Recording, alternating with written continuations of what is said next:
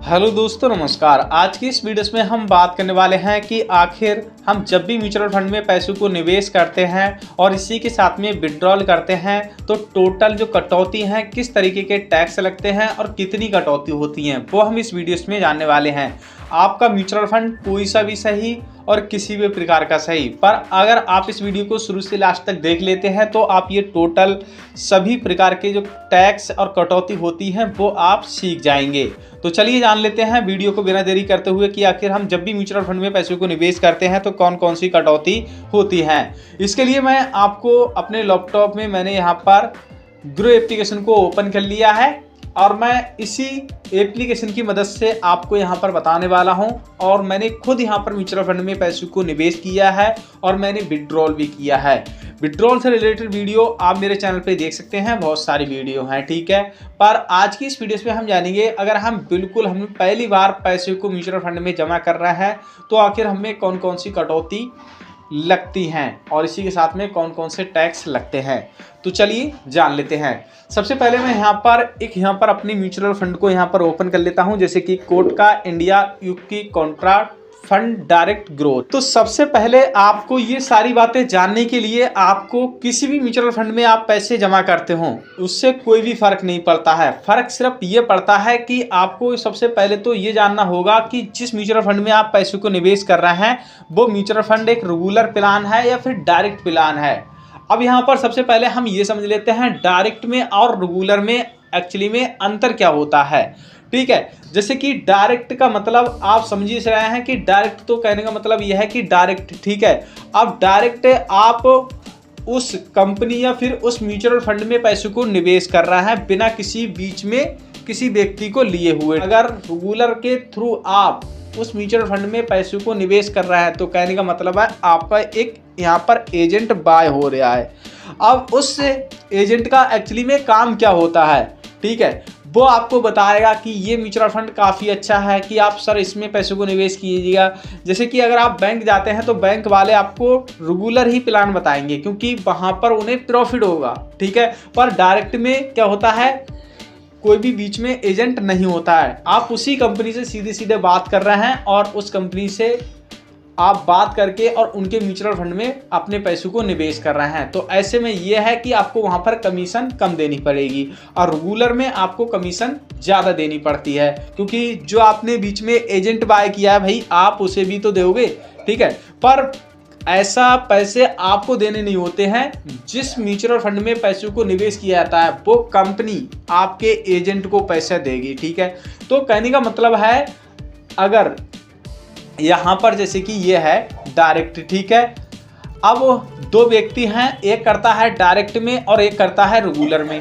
अब ऐसे में एक को मिलते हैं 4.5 लाख रुपए और एक को मिलते हैं 5 लाख रुपए, ठीक है। तो 4.5 लाख रुपए मिलते हैं रेगुलर वाले को और ऐसे में 5 लाख रुपए मिलते हैं डायरेक्ट वाले को।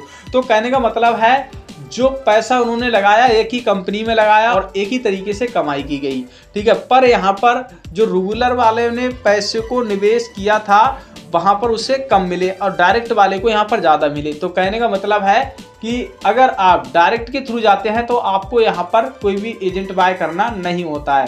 तो आप ये तो समझ गए कि रेगुलर वाले को नुकसान उठाना पड़ेगा डायरेक्ट वाले के मुकाबले, ठीक है। डायरेक्ट वाले को हमेशा अधिक प्रॉफिट देखने को मिलेगा, ठीक है। अब इसी के साथ में हम बात कर लेते हैं कि कौन कौन से टैक्स लगते हैं, किस किस तरीके की कटौती होती है। तो आपकी एक कटौती तो सिर्फ वही हो गई कि अगर आप रेगुलर के थ्रू जाते हैं तो जो आपको एजेंट को पैसा देना पड़ता, ठीक है, आपके पैसे में से वो पैसा आपको नहीं देना पड़ेगा। तो इस चीज़ को आपको ध्यान रखना है। जब भी आप म्यूचुअल फंड में अपना पैसा निवेश करने जा रहे हैं तो आपको रेगुलर में नहीं करना है, डायरेक्ट में करना है, ठीक है।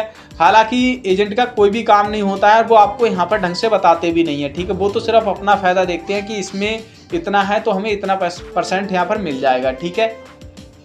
तो आपको रेगुलर में करना है। अब रेगुलर में अगर आप कर रहे हैं तो आप यहाँ पर ये समझ जाइएगा, जैसे कि ये देख पा रहे हैं एक्सपेंस जो रेट है वो आपका 1 पॉइंट जैसे कि 51, 55 ऐसे होगा, ठीक है। और पर यहाँ पर डायरेक्ट है तो डायरेक्ट में यहाँ पर जो एक्सपेंस जो रेट है वो यहाँ पर 0.55 है। तो आप समझ सकते हैं कि 1% का लमसम यहाँ पर फर्क पड़ जाता है, ठीक है। तो ये आपका जितना भी एक्सपेंस जो रेट है वो कम होगा उतना ही आपको यहाँ पर अधिक प्रॉफिट होगा, ठीक है। ये आपकी कटौती हो गई, ठीक है। उसके बाद में हम बात कर लेते हैं जैसे कि और इसके अलावा कोई भी पैसा नहीं करता है जब भी आप पैसे को निवेश कर रहे हैं तब, ठीक है। इसी के साथ में ये आपका एग्जिट लोड आ जाता है। एग्जिट लोड क्या होता है, जैसे कि अगर आप 1 साल से पहले पैसे को विड्रॉल कर रहा है, ठीक है, इसमें 90 दिन दिया गया है, पर ज़्यादातर देखा है मैंने 1 साल होता है अन्य म्यूचुअल फंड में, ठीक है। तो अगर आप 1 साल से पहले पैसे को विड्रॉल करते हैं तो आपको 1% एग्जिट लोड यानी कि टैक्स के रूप में पे करना पड़ता है। इसी के साथ में आप यहाँ पर दे सकते हैं tax. Long time, short time क्या होता है, सबसे पहले हम ये समझ लेते हैं। शॉर्ट टाइम वो होता है अगर आप 1 साल से पहले पैसे को विड्रॉल करते हैं, ठीक है, तो वो शॉर्ट टाइम में आ जाता है। इसी के साथ में लॉन्ग टाइम 1 साल या फिर 1 साल से ऊपर आप पैसे को विड्रॉल करते हैं तो वो आ जाता है आपका लॉन्ग टाइम में, ठीक है। तो लॉन्ग टाइम और शॉर्ट टाइम तो आप यहाँ पर समझ ही गए, ठीक है। तो इसी के साथ में अब यहाँ पर ये बताया रहा है अगर आप शॉर्ट टाइम टैक्स के रूप में आपको पैसा देना पड़ेगा 20%, ठीक है। यानी कि अगर आप 1 साल से पहले पैसे को विड्रॉल करते हैं तो आपको 20% ये टैक्स पे करना पड़ेगा। इसी के साथ में अगर कोई आपका अन्य कोई म्यूचुअल फंड है तो 1% आपको ये देना पड़ेगा यहाँ पर, ठीक है। इसमें 90 दिन दिया गया है, पर अन्य म्यूचुअल फंड में आपको 1% देना पड़ेगा अगर आप 1 साल से पहले पैसे को विड्रॉल कर लेते हैं तब, ठीक है। ये यानी कि ये एग्जिट लोड है, ये हर म्यूचुअल फंड का अलग अलग होता है, तो आपको ये चीज़ देख लेना है, ठीक है। इसी के साथ में आपको 1.25 लाख रुपए की छूट मिलेगी अगर आप 1 साल या फिर 1 साल के बाद पैसों को विड्रॉल करते हैं तब, ठीक है।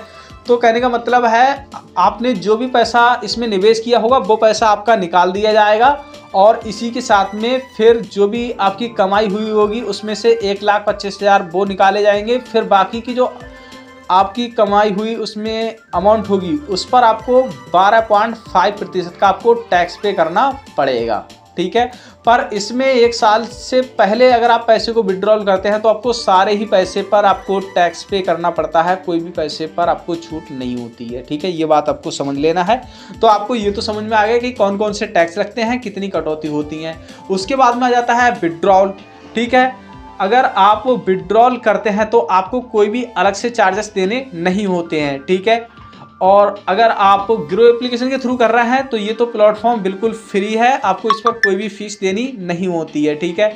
तो यही चार्जेस लगते हैं और यही टैक्स लगते हैं। और आपके मन में फिर भी किसी प्रकार का कोई भी सवाल है, ठीक है, या फिर आपसे कोई दूसरी बात भी बोल रहा है तो मुझे नीचे कमेंट सेक्शन में बता सकते हैं। मिलते हैं नेक्स्ट वीडियोस में।